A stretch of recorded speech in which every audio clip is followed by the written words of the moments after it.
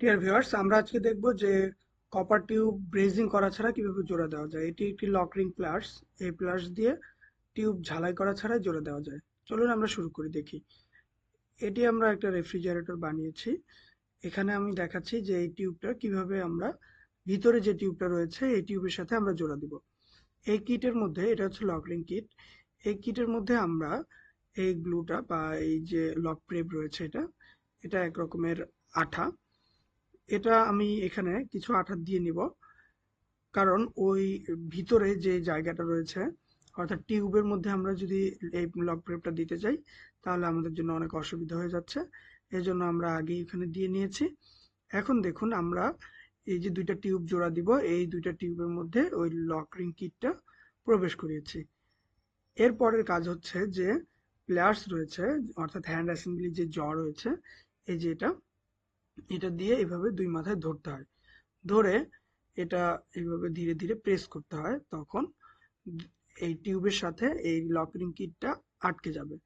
অর্থাৎ উপরের অংশটুকু আমি আগে জোড়া দেওয়া দিচ্ছি, আপনাদেরকে দেখাচ্ছি।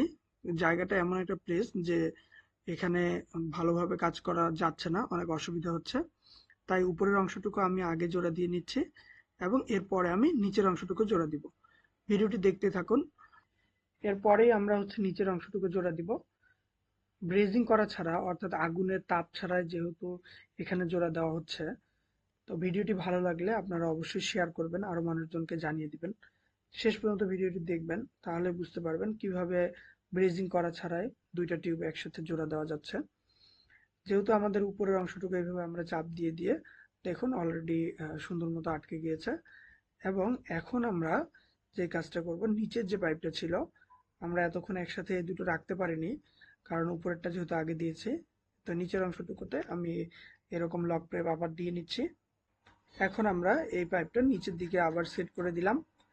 যেহেতু এটা আমি এমন একটা প্লেস বলছি প্রথমেই যে আমাদের যে হ্যান্ড অ্যাসেম্বলির জ আছে এটা ঠিক মতো বসানো যাচ্ছে না, তাই নিচ থেকে এটা ধরার জন্য একটা ব্রেজিং রড দিয়ে সাহায্য নিচ্ছি, যাতে এটার মধ্যে সুন্দর মতো আটকে যায়। অলরেডি এটা সুন্দর মতো লক আটকে গিয়েছে কিটটা। এখন দেখুন, এই যে প্লাসটা রয়েছে, এর নিচের যে হাতলটা রয়েছে, এই হাতলের নিচে আমাদের যে অ্যাক্রিলিক শীট রয়েছে, যার কারণে আর জায়গায় নেই একবারে। তো উপর থেকে অনেক কষ্ট করে এখানে প্রেস করা হচ্ছে। তো এইভাবে যখন ধীরে ধীরে প্রেস করা হবে এবং টাইট হয়ে যাবে, তখন আপনি বুঝতে পারবেন যে এটা অলরেডি লক হয়ে গিয়েছে।